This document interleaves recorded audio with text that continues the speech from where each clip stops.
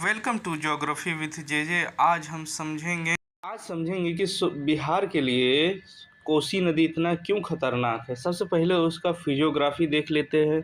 आपको पता होगा कि कोसी नदी जो है हिमालय से निकलती है और हिमालय में 3 रेंज हैं, एक ग्रेटर हिमालय रेंज और एक मिडल हिमालय रेंज और एक शिवालिक रेंज।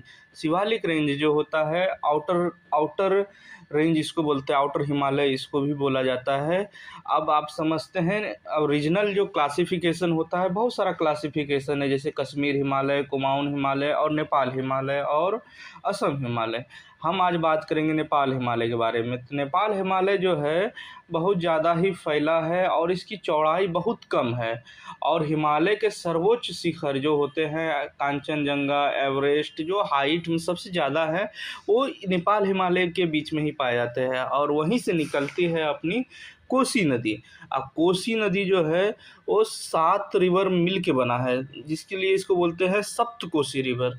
और जिसमें से मेनली हम बात करेंगे जैसे अरुण हो गया, तमा हो गया, कोसी हो गया, दूध कोसी हो गया, सन कोसी हो गया और इंद्रावती रिवर हो गया। और ये सब जो है मेन ट्रिब्यूटरी है कोसी रिवर का। और ये जो बिहार में जो है इंटर जो करती है वो सुपौल रीजन से करती है। कहाँ से करती है?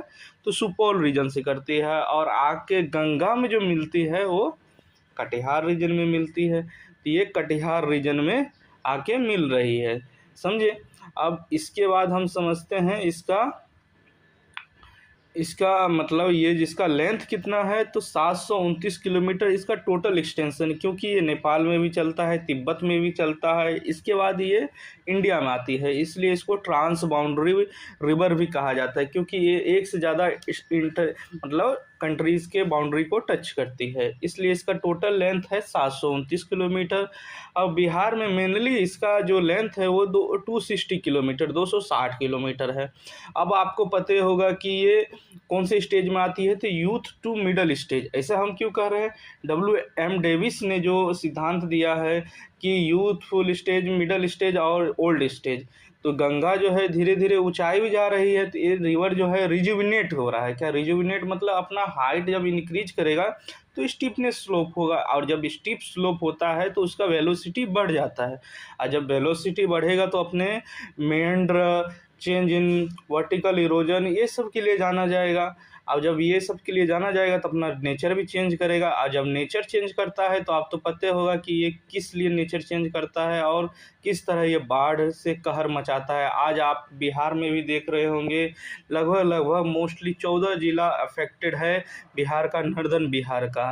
तो इस पर चलते हैं कि गवर्नमेंट ने अब तक क्या मेजर लिया है। जैसे इस चीज़ को देखते हुए सबसे पहले 1954 में नेशनल फ्लड पॉलिसी लाया गया था। तो नेशनल फ्लड पॉलिसी के तहत सबसे पहले वहाँ पे रिवर बैराज बनाया गया, जो 1959 से लेके 63 तक चलता था।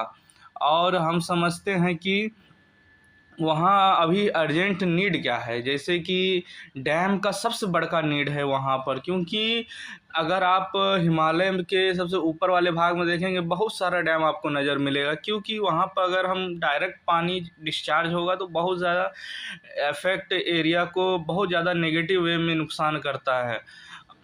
तो इसलिए वहाँ पर सबसे पहला है डैम को बनाना, और डैम जो बनेगा वो बनेगा इंडिया और नेपाल के हेल्प से, क्योंकि बहुत सारा प्रॉब्लम है, जो दोनों जो पीपल होता है, दोनों गरीब जनता है, नॉर्दर्न बिहार के भी गरीब जनता है और नेपाल में भी गरीबी है। तो इस चीज़ को ध्यान रखते हुए अगर हम ये चीज़ को कंट्रोल कर ले तो आधी से ज़्यादा गरीबी को नॉर्दर्न बिहार के और नेपाल के प्रॉब्लम सॉल्व किया जा सकता है। इसमें सबसे बड़ा पोटेंशियल आपको नज़र आ रहा है इलेक्ट्रिसिटी का देखिए 83,000 मेगावाट का प्रोडक्शन वहाँ हो सकता है, और इंडिया और नेपाल को बहुत सारा इस पे मेजर करना चाहिए।